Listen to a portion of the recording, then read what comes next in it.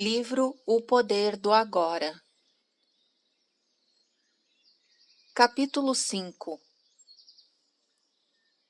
O estado de presença. Não é o que você pensa que é. Pergunta em destaque. Você continua falando que o estado de presença é a chave. Acho que compreendo a ideia mentalmente, mas não sei se alguma vez vivenciei esse estado. Imagino o que seja. É do jeito que eu penso ou é algo completamente diferente? Resposta do autor. Não é o que você pensa que é. Não podemos pensar sobre a presença, nem a mente pode entendê-la. Compreender a presença é estar presente. Faça uma experiência rápida. Feche os olhos e diga: imagino qual será o seu próximo pensamento. Depois, fique bem alerta e espere o próximo pensamento. Haja como um gato espreitando o buraco do rato. Que pensamento será que vai sair do buraco do rato? Experimente já.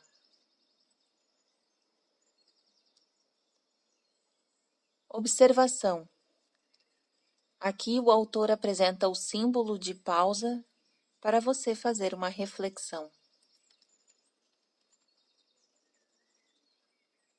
Continuação da narrativa. E aí? Texto em destaque. Tive de esperar bastante tempo até que surgisse um pensamento. Resposta do autor. Exatamente. Enquanto estamos num estado de presença intensa, estamos livres do pensamento. Estamos quietos, embora estejamos alerta. No instante em que a consciência desce abaixo de um certo nível, os pensamentos surgem aos borbotões. O ruído mental volta a aparecer e perdemos a serenidade. Estamos de volta ao tempo. Para testar o grau de presença, alguns mestres Zen tornaram-se conhecidos por se aproximarem dos alunos por trás e de um súbito atingi-los com um bastão. Que susto! Se o aluno estivesse totalmente presente e em estado de alerta, se tivesse mantido o seu lombo cingido e a sua lamparina acesa, que é uma das analogias de que Jesus se utiliza para falar da presença, o aluno teria percebido o mestre se aproximar e o teria imobilizado ou se desviado para o lado. Mas, se o aluno fosse atingido, isso significaria que estava mergulhado em seus pensamentos, o que quer dizer ausente, inconsciente. Para nos mantermos presentes no dia a dia, ajuda muito estarmos profundamente enraizados dentro de nós. Do contrário, a mente, que tem um impulso inacreditável, nos arrastará com ela como um rio caudaloso. Pergunta em destaque. O que você quer dizer com enraizados dentro de nós? Resposta do autor. Significa ocupar o corpo completamente. Ter sempre a atenção concentrada no campo energético interior do corpo. Sentir o corpo bem lá no fundo, como se diz. A consciência do corpo nos mantém presentes. Elas nos dá uma base firme no agora. Veremos isso no capítulo 6. O sentido esotérico de espera. Num certo sentido, o estado de presença poderia ser comparado à espera. Jesus empregou a analogia da espera em muitas de suas parábolas. Não se trata do costumeiro tipo de espera, tediosa ou agitada, que é uma negação do presente e sobre a qual eu já comentei. Não é uma espera na qual a atenção fica focalizada em algum ponto do futuro e o presente é percebido como um obstáculo indesejável que nos impede de alcançar o que desejamos. Existe um tipo de espera que requer uma prontidão total. Alguma coisa pode acontecer a qualquer momento, e se não estivermos absolutamente acordados e calmos, vamos perdê-la. Esse é o tipo de espera da qual Jesus falou. No estado, toda a nossa atenção está no agora. Não há nenhum espaço para fantasias, pensamentos, lembranças, antecipações. Não há tensão nem medo, apenas a presença alerta. Estamos presentes com todo o nosso ser, com cada célula do corpo. Nesse estado, o você, que tem um passado e um futuro, em outras palavras, a personalidade, dificilmente está ali.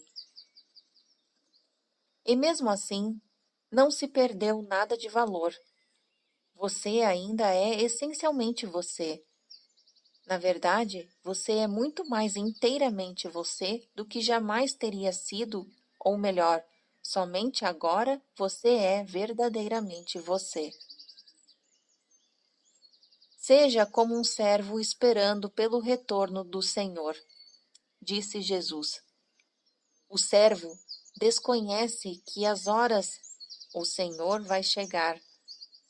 Então fica acordado, vigilante, aprumando e sereno, para não perder a chegada do patrão.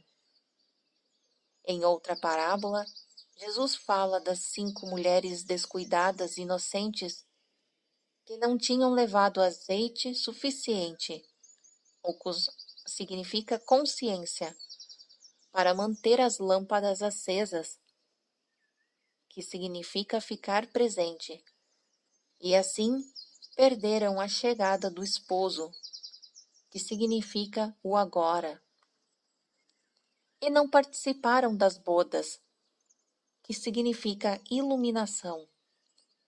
Essas 5 fazem um contraste com as 5 mulheres prudentes que tinham azeite. Fica consciente. Nem mesmo os homens que escreveram esses evangelhos compreenderam o sentido dessas parábolas. E assim, os primeiros mal-entendidos e distorções surgiram enquanto eles estavam escrevendo. Com as interpretações equivocadas, perdeu-se completamente o sentido real. Essas parábolas não são sobre o fim do mundo, mas sobre o fim do tempo psicológico. Elas apontam para a transcendência da mente e para a possibilidade de se viver num estado inteiramente novo de consciência. A beleza nasce da serenidade da sua presença. Texto em destaque. O que você acabou de descrever é algo que acontece comigo ocasionalmente, por breves momentos, quando estou só e em meio à natureza. Resposta do autor. Sim, os mestres Zen usam a palavra Satori para descrever um momento de insight, um momento de mente vazia e presença total. Embora Satori não seja uma transformação duradoura, agradeça quando ela surgir. porque terá uma amostra da iluminação. Isso já pode ter acontecido muitas vezes, sem que você soubesse o que significava e como era importante. A presença é necessária para tomarmos consciência da beleza, da majestade, do aspecto sagrado da natureza. Você alguma vez contemplou o espaço infinito de uma noite clara, estarrecido por sua calma absoluta e incrível vastidão? Já escutou, de verdade, o som de um riacho numa montanha na floresta? Ou o som de um melro ao cair da tarde em um tranquilo dia de verão? Para perceber tudo isso, a mente tem que estar serena. Você tem de se despojar por um momento da sua bagagem pessoal, de problemas, do passado e do futuro, e também de seu conhecimento. Do contrário, você olhará, mas não verá. Ouvirá, mas não escutará. Estar totalmente presente é fundamental. Existe algo mais sob a beleza das formas externas, algo que não pode ser nomeado, que é inefável, uma essência profunda, interna e sagrada. Onde quer que exista a beleza, essa essência interior brilhará de alguma forma. Ela só se revela quando estamos presentes.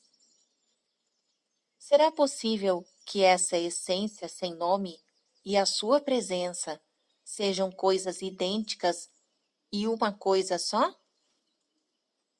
Será que a essência estaria lá sem a sua presença? Vá fundo nisso, descubra por si mesmo. Observação. Novamente, o autor apresenta o símbolo de pausa para você fazer uma reflexão.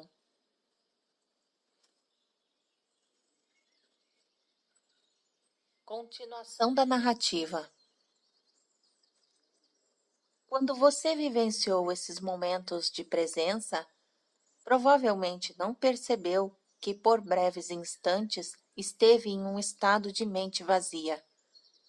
Isso aconteceu porque o espaço entre esse estado e o fluxo de pensamentos era muito estreito. O Satori pode ter demorado só uns segundos antes que a mente surgisse, mas ele esteve lá. Do contrário, você não teria vivenciado a beleza. A mente não pode se reconhecer nem criar a beleza. Por alguns segundos, enquanto você esteve completamente presente, aquela beleza ou algo sagrado esteve lá. O pequeno espaço, sua falta de vigilância e a falha no estado de alerta impediram que você visse a diferença fundamental entre a percepção e a consciência da beleza sem pensamento, e a nomeação e interpretação disso como um pensamento. O espaço de tempo foi tão pequeno que pareceu ser um simples processo. No entanto, a verdade é que no momento em que o pensamento surgiu, tudo o que lhe restou foi uma lembrança dele. Quanto maior for o espaço entre a percepção e o pensamento, mais profundos seremos como seres humanos, ou seja, mais conscientes estaremos. Muitas pessoas estão tão aprisionadas em suas mentes que a beleza da natureza não existe para elas. Podem dizer que a flor é linda, mas é apenas um rótulo mental mecânico. Como elas não estão serenas, não estão presentes, não veem a flor de fato, não sentem a sua essência do mesmo modo que não conhecem a si mesmas. nem sentem a sua própria essência interior sagrada.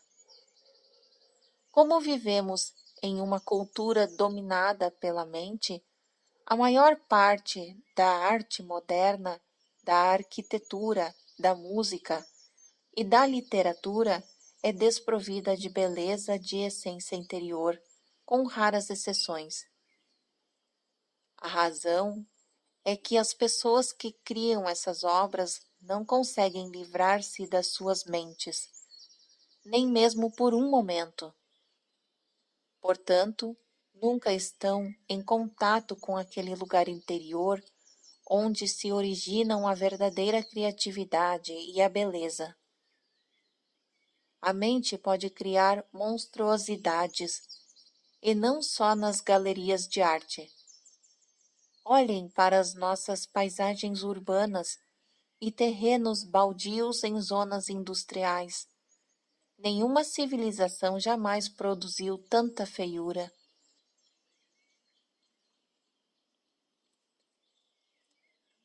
Vivenciando a consciência pura. Pergunta em destaque: presença é o mesmo que ser? Resposta do autor: quando tomamos consciência do ser, o que de fato acontece é que o ser se torna consciente de si mesmo. Quando o ser toma consciência de si mesmo, isso é presença. Como o ser, a consciência e a vida são sinônimos. Podemos dizer que a presença significa a consciência se tornando consciente de si mesma, ou a vida tomando consciência de si mesma. Mas não se apegue às palavras e não se esforce para entendê-las. Não há nada que você precise entender antes de conseguir se tornar presente. Pergunta em destaque: compreendo o que você acabou de dizer, mas isso parece implicar que o ser, a realidade transcendental definitiva, ainda não está completo e está passando por um processo de desenvolvimento. Será que Deus precisa de tanto tempo para um crescimento pessoal? Resposta do autor: sim, mas somente se visto da perspectiva limitada do universo manifesto. Na Bíblia, Deus declara: eu sou o Alfa e o Ômega, eu sou aquele que está vivo. No reino eterno em que Deus habita, que também é a nossa casa, o começo e o fim, o Alfa e o Ômega são uma unidade e a essência de todas as coisas que existem e existirão está eternamente presente na forma de um estado não manifesto de unidade e perfeição, totalmente além de qualquer coisa que a mente humana possa vir a imaginar ou compreender. Entretanto, em nosso mundo, de formas aparentemente separadas, a perfeição eterna é um conceito muito difícil de imaginarmos. Aqui, até mesmo a consciência, que é a luz emanando da fonte eterna, parece estar sujeita a um processo de desenvolvimento. Mas isso se deve à nossa percepção limitada. Não é isso o que acontece em termos absolutos. Ainda assim, vou continuar a falar por um momento a respeito da evolução da consciência em nosso mundo. Todas as coisas que existem têm um ser, têm uma essência divina, têm algum grau de consciência. Até mesmo uma pedra tem uma consciência rudimentar. Do contrário, não existiria e seus átomos e moléculas se dissipariam. Tudo está vivo. O sol, a terra, as plantas, os animais. as pessoas, todas as expressões, todos são expressões da consciência em níveis variáveis, a consciência se manifestando como forma. O universo desponta quando a consciência toma um corpo e uma forma, formas abstratas e formas materiais. Olhe para os milhões de formas de vida só neste planeta, no mar, na terra, no ar, e em seguida como cada forma de vida se reproduz milhões de vezes. Com que propósito? Será que alguma coisa ou alguém está jogando um jogo com a forma? Isso é o que os antigos profetas da Índia se perguntavam. Viam o mundo como lila, uma espécie de jogo divino jogado por Deus. As formas de vida individuais não são obviamente muito importantes nesse jogo. No mar, a maioria das formas de vida não sobrevive por mais de alguns minutos depois de ter nascido. A forma humana também vira pó bem rapidamente, e quando ela se vai, é como se nunca tivesse acontecido. Isso é trágico ou cruel? Só se criamos uma identidade separada para cada forma e esquecermos que a consciência de cada uma é a expressão da essência divina através da forma. Mas você não sabe de verdade essas coisas até que vivencia a sua própria essência divina como pura consciência. Se um peixe nasce no seu aquário e você lhe dá um nome de John, escreve uma certidão de nascimento, conta-lhe a história da família dele e 2 minutos depois o vê sendo engolido por outro peixe, isso é trágico. Mas só é trágico porque você projetou um eu interior separado onde não havia nenhum. Você se apoderou de uma fração, de um processo dinâmico, uma dança molecular, e fez dela uma entidade separada. A consciência assume formas tão complexas para se disfarçar que acaba se perdendo completamente nelas. Nos dias atuais, a consciência está totalmente identificada com seu disfarce.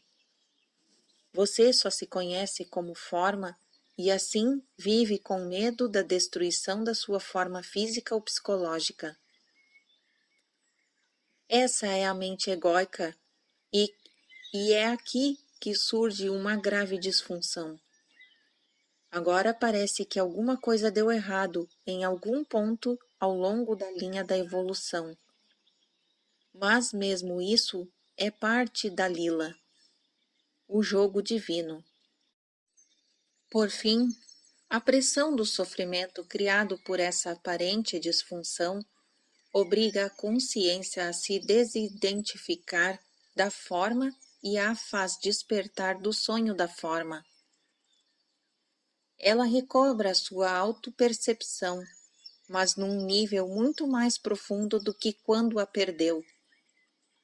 Esse processo é explicado por Jesus na parábola do filho pródigo, que deixa a casa paterna, esbanja a sua fortuna, vira um mendigo e então é forçado por suas provações a voltar para casa. Ao chegar, seu pai o ama mais do que antes. O estado do filho é o mesmo que anteriormente, ainda que não seja o mesmo. Tem agora uma dimensão adicional de profundidade. A parábola descreve uma trajetória a partir de uma perfeição inconsciente. Passa por uma aparente imperfeição e demonismo, até chegar a uma perfeição consciente. Você consegue perceber agora a profundidade e a grandeza de se tornar presente como o observador da sua mente? Sempre que observamos a mente, livramos a consciência das formas da mente, criando aquilo que chamamos o observador ou a testemunha. Consequentemente, o observador, que é a pura consciência além da forma, se torna mais forte e as formações mentais se tornam mais fracas. Quando falamos sobre observar a mente, estamos personalizando um fato de verdadeiro significado cósmico, porque através de você, a consciência está despertando do seu sonho de identificação com a forma e se retirando da forma. Isso é o prenúncio, e também parte de um acontecimento que provavelmente ainda está num futuro distante, no que diz respeito ao tempo cronológico. Esse acontecimento é conhecido como o fim do mundo. Observação. Novamente, o autor apresenta o símbolo de pausa para você fazer uma reflexão sobre o texto.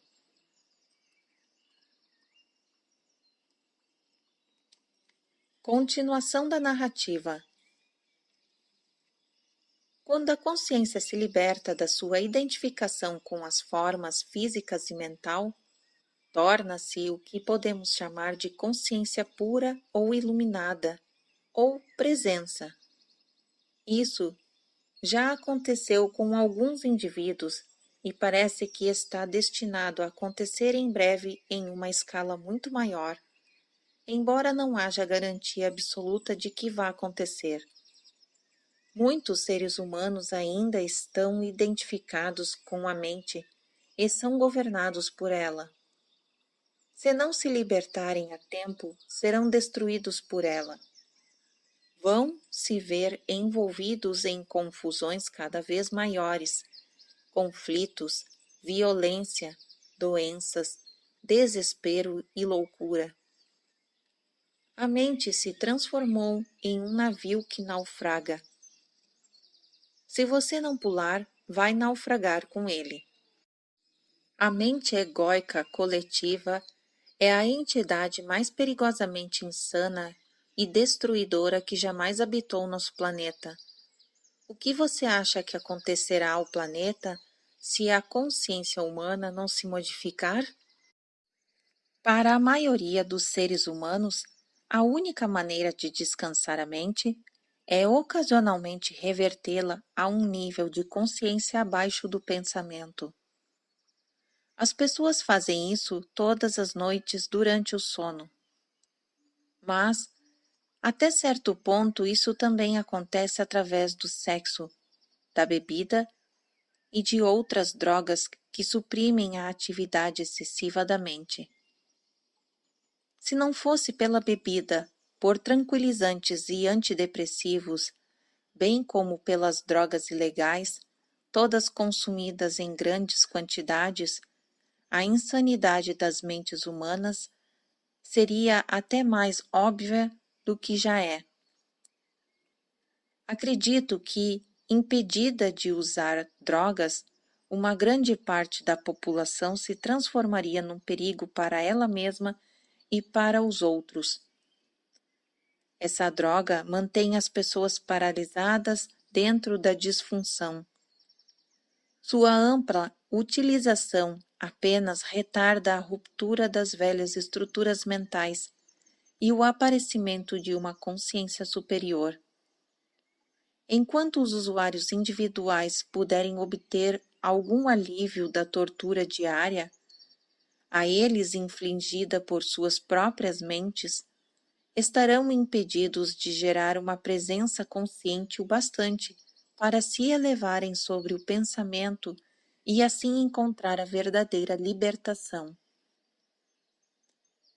Retornar a um nível de consciência abaixo da mente, que é o nível de pré-pensamento dos nossos ancestrais distantes e também dos animais e das plantas, não é uma opção válida para nós. Não há como retornar. Se a raça humana tiver de sobreviver, terá de passar para o estágio seguinte. A consciência está se desenvolvendo por todo o universo através de bilhões de formas.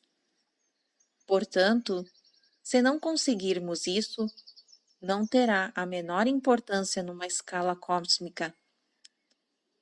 Nunca se perde um avanço na consciência cósmica, ele simplesmente vai se expressar através de uma outra forma.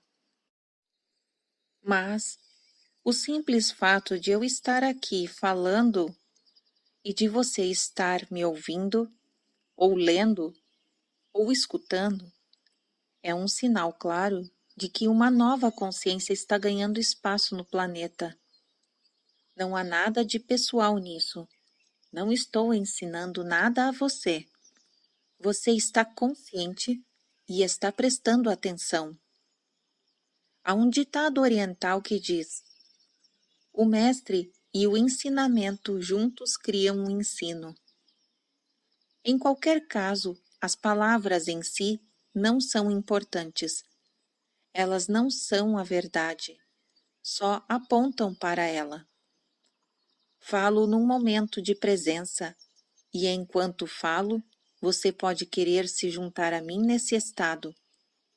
Embora cada palavra que eu empregue tenha uma história, e é claro, venha do passado, assim como todas as línguas, as palavras deste momento são condutoras de uma alta frequência de energia de presença, bem diferente do significado que elas transmitem como simples palavras. O silêncio é um condutor até mais potente de presença. Portanto, quando você ler estas palavras ou me ouvir dizê-las, perceba o silêncio entre e sob as palavras. Perceba os espaços. Ouvir o silêncio onde quer que você esteja é o caminho fácil e direto para tornar-se presente. Mesmo quando há barulho, há sempre um pouco de silêncio sob e entre os sons. Ouvir o silêncio, criar imediatamente uma serenidade dentro de nós. Só a serenidade dentro de nós percebe o silêncio lá fora. E o que é a serenidade, senão a presença, a consciência livre das formas de pensamento?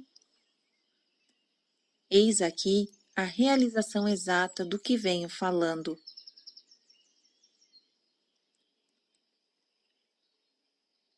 Observação.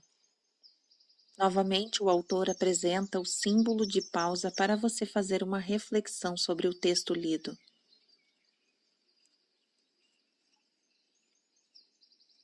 Continuação da narrativa. Cristo, a realidade da sua divina presença. Não se apegue a uma única palavra. Você pode substituir Cristo por presença, se achar mais significativo. Cristo é a essência de Deus dentro de nós ou o nosso eu interior, como às vezes é chamado no Oriente. A única diferença entre Cristo e presença é que Cristo remete à nossa existência divina sem se importar se estamos ou não conscientes dela, ao passo que a presença significa a nossa divindade vigilante ou a essência de Deus. Se admitirmos que não há passado nem futuro em Cristo, poderemos esclarecer muito maus entendidos e falsas crenças sobre ele. Dizer que Cristo foi ou será é uma contradição. Jesus foi um homem que viveu há 2000 anos e exerceu a sua divina presença e a sua verdadeira natureza. Suas palavras foram: antes que Abraão existisse, eu sou. Ele não disse, eu já existia antes de Abraão ter nascido. Isso significaria que ele ainda estaria dentro da dimensão do tempo e da identidade da forma. As palavras eu sou, utilizadas em uma frase que começa no tempo passado, indicam uma mudança radical, uma descontinuidade da dimensão temporal. É uma afirmação, ao estilo Zen, de grande profundidade. Jesus tentou transmitir diretamente, e não através de divagações, o significado de presença, de autorrealização. Ele foi além da dimensão da consciência governada pelo tempo e penetrou no domínio da eternidade. Foi assim que a dimensão de eternidade surgiu neste mundo. A eternidade não significa tempo sem fim, mas sim tempo nenhum. Assim, o homem Jesus se tornou o Cristo, um veículo de pura consciência. E qual é a própria definição de Deus na Bíblia? Será que Deus disse, eu fui e sempre serei? Claro que não. Isso teria conferido realidade ao passado e ao futuro. Deus disse, eu sou o que sou. Aqui não existe o tempo, só a presença.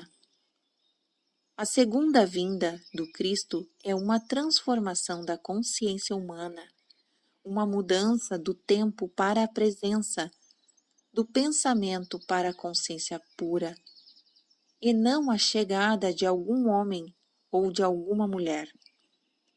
Se Cristo estivesse para chegar amanhã, revestido de alguma forma externa, o que ele ou ela poderia nos dizer além de eu sou a verdade, eu sou a divina presença, eu sou a vida eterna, estou dentro de você, estou aqui, eu sou o agora?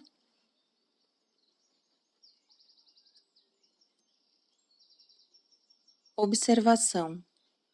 Novamente, o autor apresenta o símbolo de pausa para você fazer uma reflexão sobre o texto lido.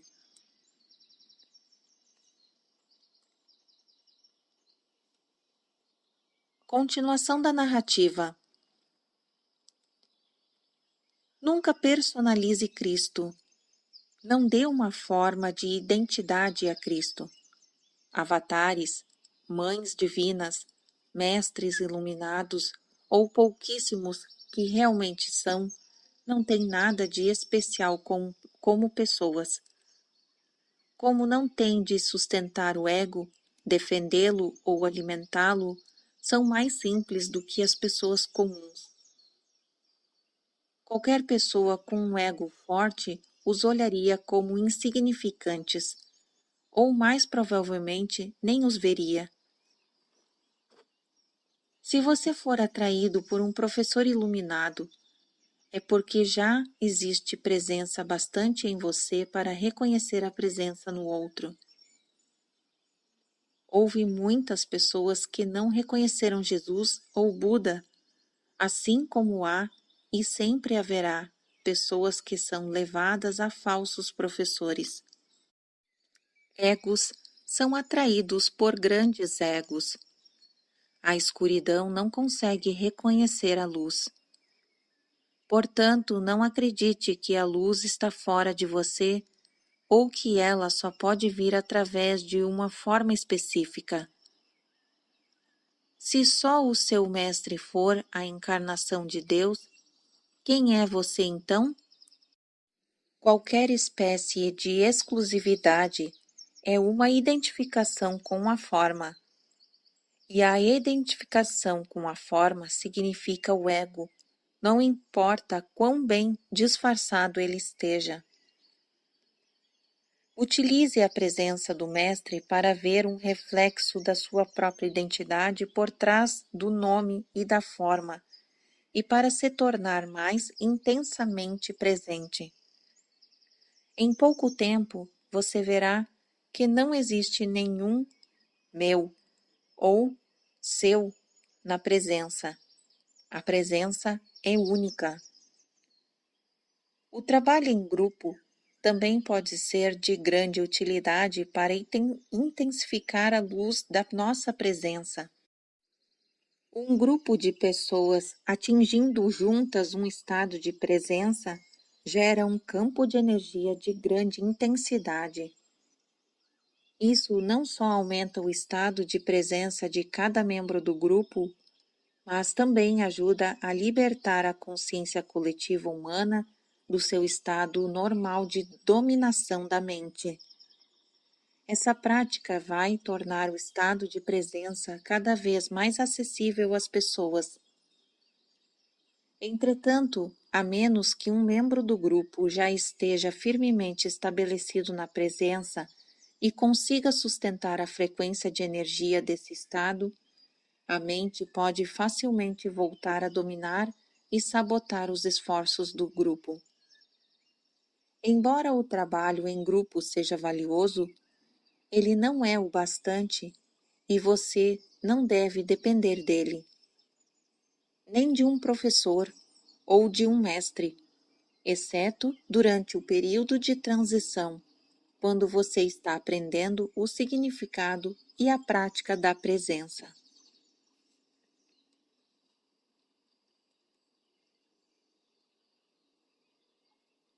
Fim do capítulo 5.